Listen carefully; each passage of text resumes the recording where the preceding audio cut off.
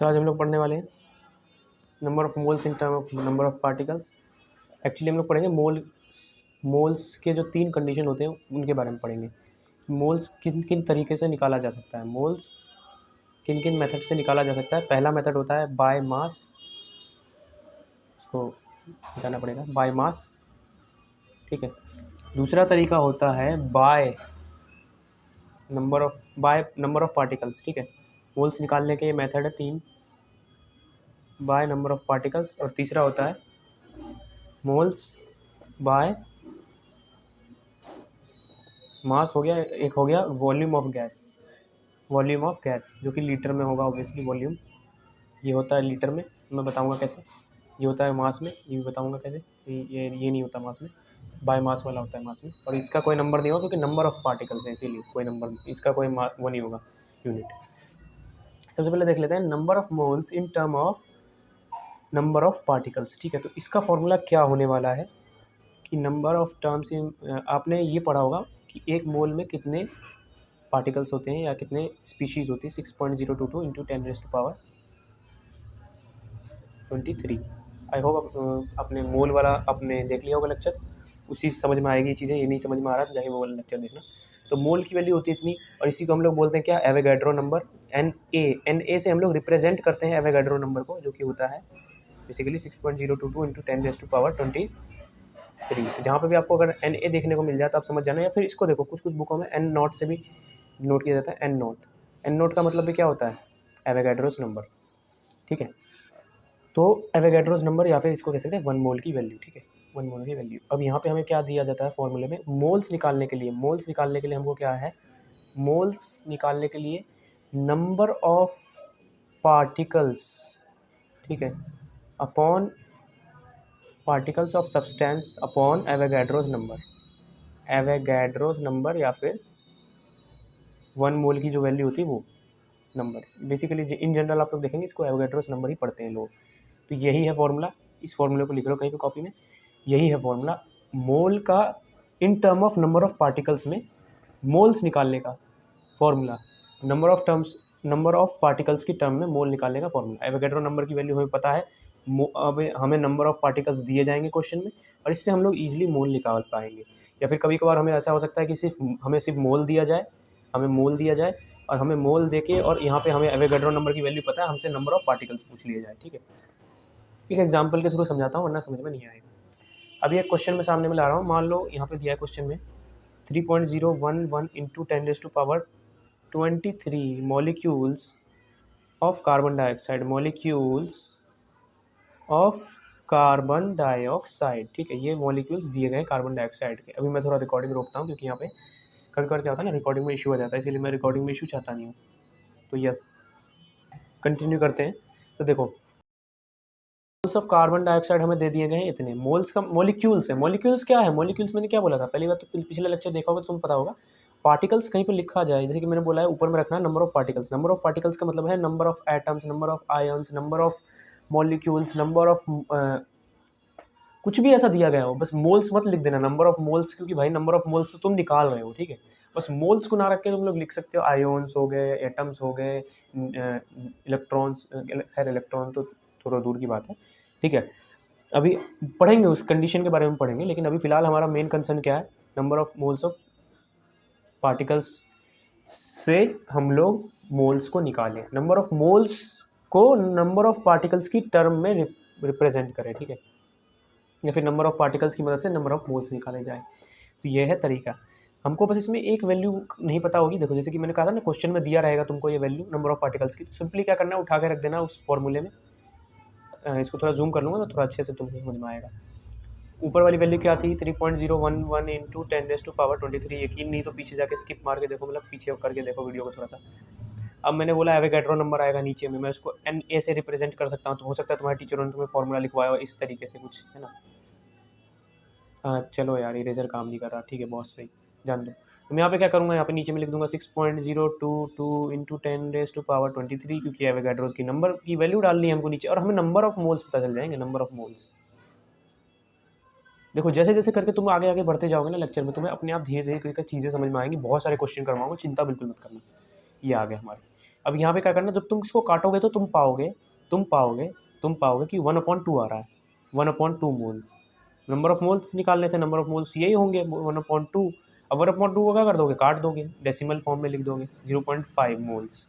तो 0.5 मोल्स जो है क्या क्या किस चीज़ का मोल्स, कार्बन डाइऑक्साइड का मोल। क्यों? क्योंकि कार्बन डाइऑक्साइड के मॉलिक्यूल्स का नंबर दिया गया था, इसीलिए 0.5 moles of carbon dioxide present है कितने में, किस में, इस मतलब इस पर्टिकुलर कंडीशन में जो भी दिया गया हमको कि ये जो मतलब 3.011 इंटू 10⁻23 नंबर ऑफ जो सब्सटेंस है वो कितने मोल्स, मतलब कितने मोल्स में उतने सब्सटेंस प्रेजेंट है। तो 0.5 मोल्स में कार्बन डाइऑक्साइड के पार्टिकल्स या फिर कार्बन डाइऑक्साइड के मॉलिक्यूल्स 3.011 इंटू 10⁻23 प्रेजेंट है 0.5 मोल के अंदर।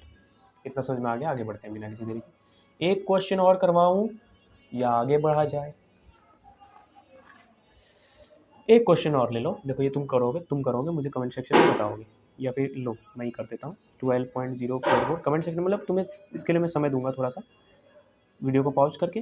देखो ये तुम्हें मैंने बता दिया नंबर ऑफ पार्टिकल। फटाफट वीडियो को पॉज करो, इसके आगे तुम्हें थोड़ी कुछ जानने की जरूरत है, सब कुछ तो पता ही है। वीडियो को पॉज करो, करना शुरू करो और आंसर बताओ। आई होप आपने वीडियो को पॉज कर लिया होगा और सॉल्व भी कर लिया होगा। चलो देखते हैं इसका आंसर क्या होगा। 0.12.044 इंटू 10⁻23 22 एक्चुअली, सॉरी।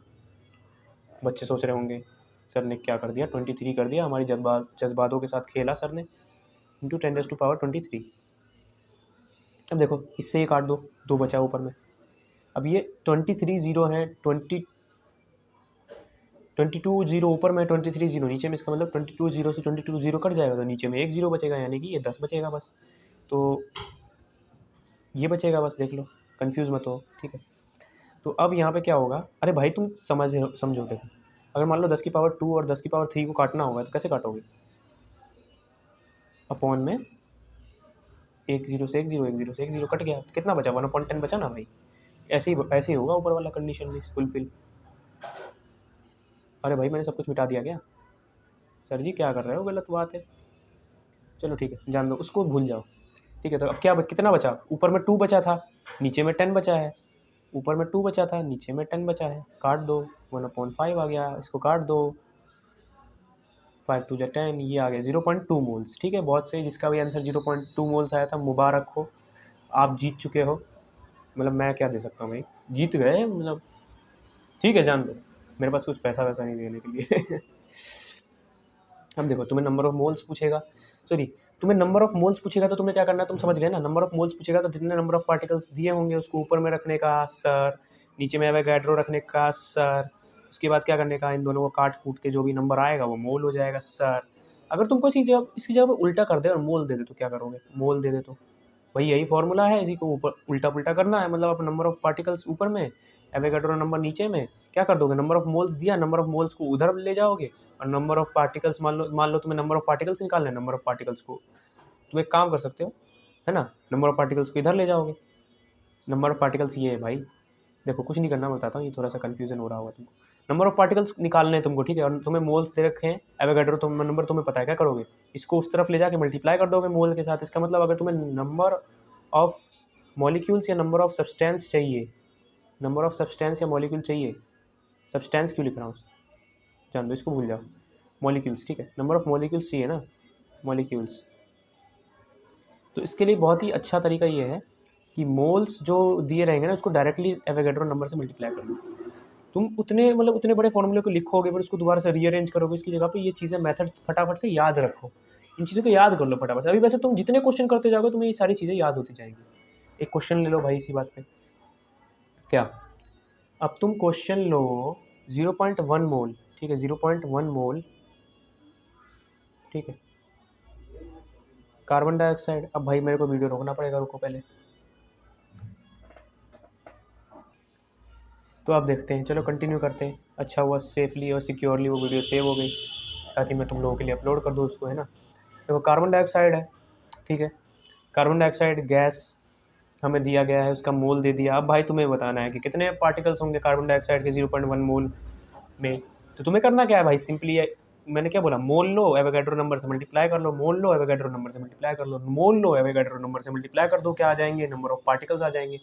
अब भाई 0.1 मोल को इंटू 6.022 इंटू 022 यार, ठीक है ना, इतना तो एडजस्ट करो, इंटू 10⁻23 से मल्टीप्लाई करोगे तो क्या आएगा, ये आ जाएगा भाई तुम्हारा, देखो पॉइंट बढ़ जाएगा एक और।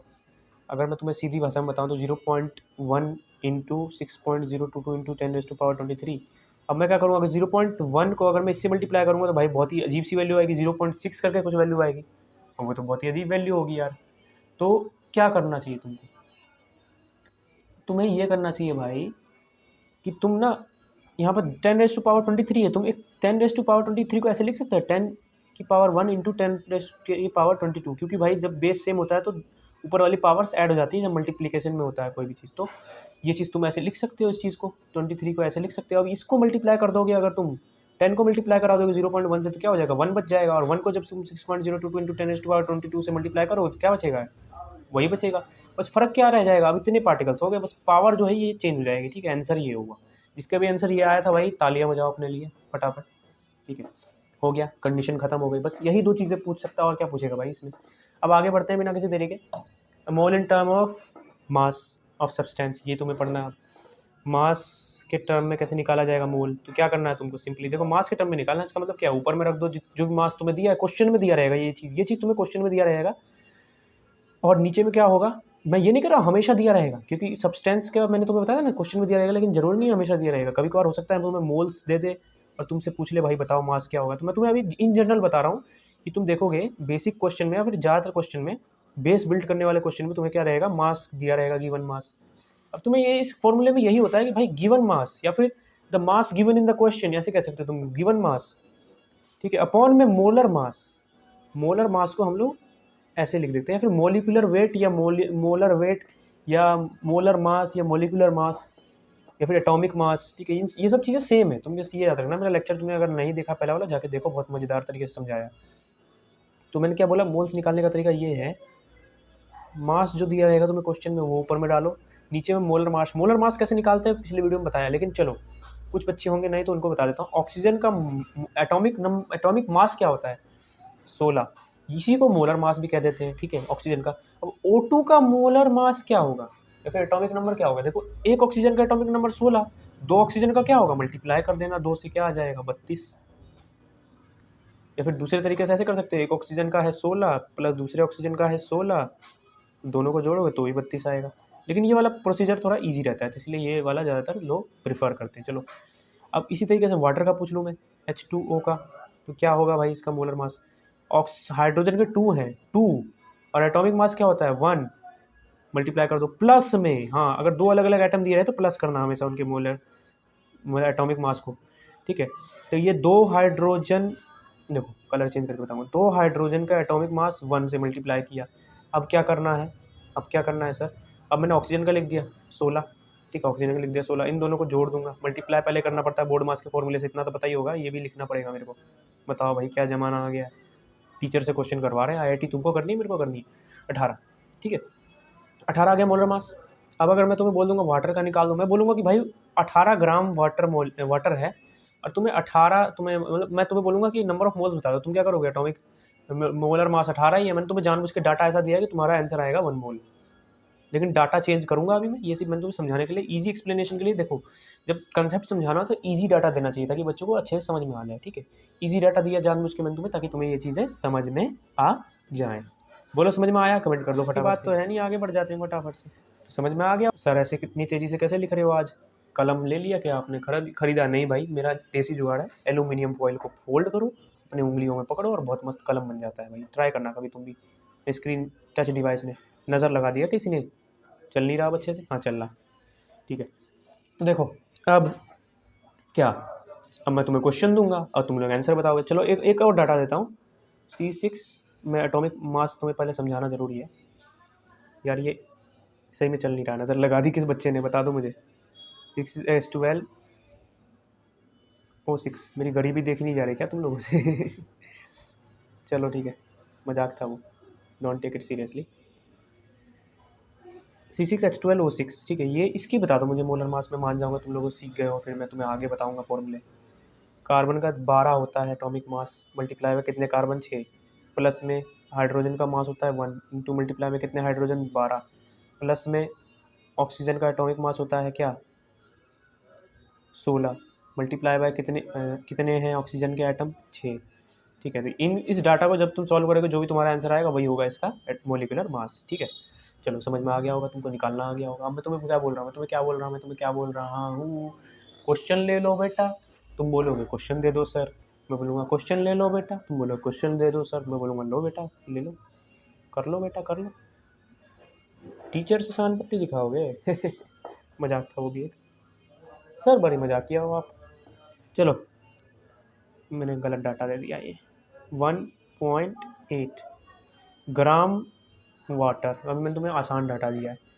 अब बता दो मुझे इसमें कितने मोल होंगे। तुम क्या करोगे, मोलर मास, गिवन मास, क्या क्वेश्चन में जो मास दिया उसको ऊपर डाला, गिवन मास मतलब मोलर मास हमको पता है कैसे निकालते हैं, वाटर का मोलर मास अभी तो निकाला था तुमने, ऊपर निकाला था कि नहीं निकाला था, वीडियो पीछे करके देख लो, नहीं समझ में आया तो। अब इसको काटोगे क्या आएगा आंसर में, 0.1 आएगा। अब वो महान लोग जो बोल रहे हैं 0.1 कैसे आया, भाई साहब नर्सरी क्लास पढ़ के आओ प्लीज़ बेटा, प्लीज़ नर्सरी क्लास पढ़ लो फिर मेरे से बात करना। देखो यार ईजी सी कैलकुलेशन है, नहीं आ रहा समझ में तो ये देखो क्या करूँ ना, ठेका मैंने ले रखा है सारा बच्चों का, तो नर्सरी नहीं पढ़ी है जिसने उसको पढ़ाना पड़ेगा। यहाँ से पॉइंट काटोगे तो क्या होगा, 1/10 लिख सकते हैं इसको, ठीक है। अब इसको इससे काट दो, क्या बचा 1 बचा, 1/10 बचा। अब यहाँ से 0 काटोगे ऊपर में डॉट लगा दोगे तो 0.1 आ गया, बहुत आसान तरीका, ठीक है। आगे बढ़ते हैं, आगे बढ़ते हैं सर जी, तुम्हें आ गया, तुम्हारा आंसर आ गया 0.1 मोल। मैंने बोला बहुत सही बच्चों। अब तुम्हें एक और क्वेश्चन दिया मैंने बोला भाई तुमने वो तो कर दिया, ये करके दिखाओ मानो। तुम बोलोगे ऐसी कौन सी खतरनाक क्वेश्चन है सर, हमको दो हम कर देंगे। देखो 0.98 ग्राम ऑफ H2SO4 यानी सल्फ्यूरिक एसिड का फॉर्मूला तुम्हें पता होगा। देखो मोलर मास खुद निकाल लेना, मैंने सिखाया था भाई यार, अब तुम मोलर मास नहीं निकाल पाओगे, मैं तुम्हें डायरेक्टली करके बता रहा हूँ क्या आएगा। इसका मोलर मास आएगा 98, ठीक है। अब नया ऊपर में लिखा है पहले से दिया हुआ जो मास, गिवन मास ऊपर में, मोलर मास नीचे में, ठीक है। काट दो क्या आएगा 0.1 आएगा, नहीं आएगा, 0.1 मोल आएंगे नहीं आएंगे, तो 0.1 मोल यहाँ पे आ गए तुम्हारे, ठीक है। आ गए कि नहीं आ गए बेटा, हाँ जी सर, आ गए कि नहीं आ गए बेटा, हाँ जी सर आ गए। और अगर तुम लोग सोच रहे हो ना ये आंसर है बेटा, काट के मारूंगा अभी, मतलब क्वेश्चन को काट के फिर तुम्हें मारूंगा। क्यों, 0.01 मोल आएगा। डिवाइड करना नहीं आता तुम लोग, कमाल कर रहे हो, डिवाइड करना सीखो यार। देखो 98 को जब तुम डिवाइड करोगे 0.98 को जब तुम 98 से डिवाइड करोगे क्या होगा, ज़ीरो के आगे तुम लिखोगे इसीलिए 0 पॉइंट, ठीक है। अब यहाँ पे क्या होगा, 0 आएगा, उसके बाद तुम 98 लिख पाओगे, ठीक है। ये कैसे आया, तुम देखो भाई, तुम इसका ना सबसे आसान एक्सप्लेनेशन मैं ये दूंगा कि मेरा जो आंसर आया ना 0.01, अब बताओ अगर तुम, मैं बोलूँ 4 से 2 को डिवाइड करो, बताओ आंसर क्या है, तो तुम बोलोगे 2 है, ठीक है 2 है। तो अगर मैं 2 को 2 से मल्टीप्लाई करवा दूंगा तो क्या 4 नहीं आ जाएगा, वापस से आ जाएगा ना, बस वही चीज़ करनी है। अब तुम देखो मैंने तुम्हें बोला 0.98 को डिवाइड करना है 98 से, तो तुम्हारा क्या आएगा, ये आएगा। तो अगर तुम इसको मल्टीप्लाई कर दोगे इस नंबर से तो क्या वापस से 0.98 नहीं आ जाएगा, करके देखो मल्टीप्लाई, तो 0.98 आएगा जब तुम्हारा आंसर ये होगा। अगर 0.1 होगा तुम्हारा आंसर तो तुम्हारा 9.8 आ जाएगा, जो कि गलत होगा। तो ऐसे करके तुम चेक कर सकते हो, ये है मेरा मतलब बेस्ट, तुम कह लो मेरा वाला मेथड, जिससे कि तुम इजीली क्वेश्चन को चेक कर सकते हो क्या तुमने डाटा को एकदम सही तरीके से, तुम्हारा आंसर जो निकला है क्या वो सही है, इस तरीके से चेक कर पाओगे। थैंक यू बोलो सर को फटाफट अरे सर खुद को थैंक यू कौन बुलवाता है सर, क्वेश्चन करवाओ। मैंने बोला ठीक है बेटा आगे बढ़ते हैं बिना किसी देरी। अब आखिरी रह गया हमारा कौन सा वाला, मैंने पार्टिकल्स के फॉर्म में करवा दिया, मास के फॉर्म में करवा दिया, अब गैस के फॉर्म में जानना जरूरी है हमको, ठीक है। तो मैंने क्या बोला बेटा, आ जाओ देख लेते हैं वॉल्यूम के बेसिस पे। तुमने बोला सर एक क्वेश्चन तो करवा दो सर, एक क्वेश्चन सर, अरे बेटा 4 क्वेश्चन करवा दिए बहुत है, ठीक है। अभी और भी क्वेश्चन करने हैं, चिंता क्यों कर रहे हो, अभी तुम्हें मैं गैस वाला करवाऊंगा, चिंता करने की जरूरत ही नहीं है तुमको। अब गैस वाला करवाऊंगा तो पूंगी तो बजनी है तुम सबकी, ऐसी की तैसी हो जानी है। चलो फिर भी देख लेते हैं गैस वाला। तो अब इन वॉल्यूम ऑफ गैस, ठीक है, mole in term of volume of gas, ठीक है, इसके लिए तुमको क्या करना होगा, फॉर्मूला बता देता हूँ। Mole is equal to volume of gas in litre upon में 22.4 लीटर, ठीक है, ये है फॉर्मूला इसका।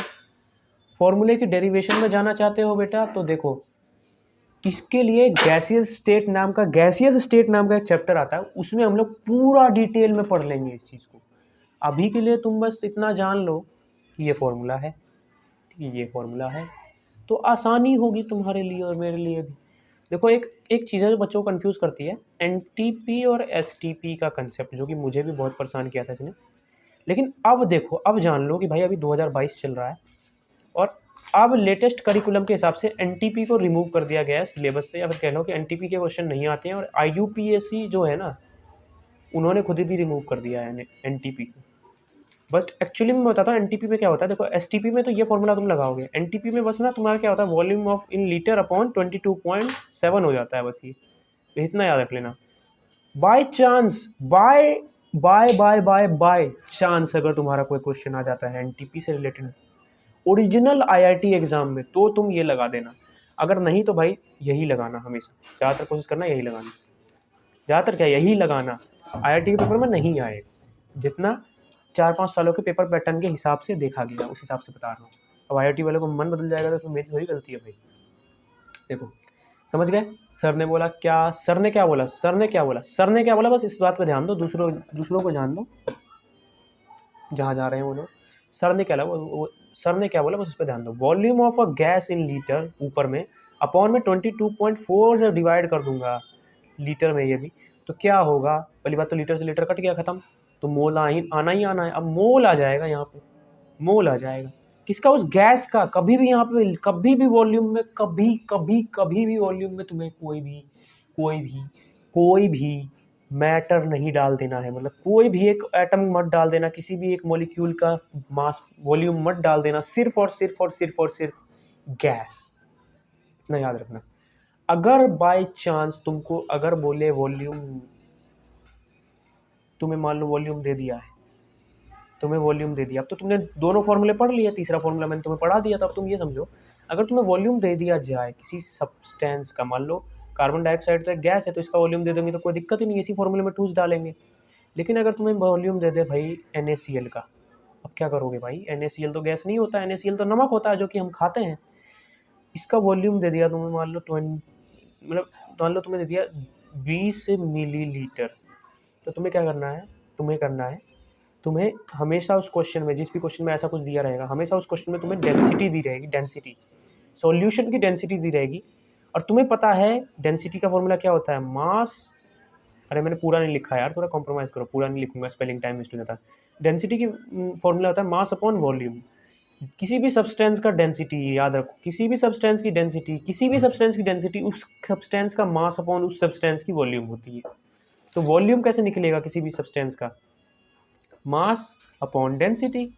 तो अगर तुम्हें वॉल्यूम दे रखा हो, किसी चीज़ का वॉल्यूम दे रखा हो और तुमसे पूछ ले मास, तो तुम कैसे निकालोगे, डेंसिटी को मल्टीप्लाई कर दोगे। मतलब अगर तुम्हें मास निकालना है, तुम बेसिकली क्या करोगे, अगर तुम्हें कोई सॉलिड दे दिया, जैसे NaCl दे दिया, तो तुम कभी भी इसको इस वाले फॉर्मूले में मत डाल देना, गैस वाले फॉर्मूले। तुम हमेशा इसको कैसे करोगे, मास वाले जो रिलेशन बताया था, मास अपॉन मोलर मास, उस वाले रिलेशन में इसको फिट करने की कोशिश करोगे।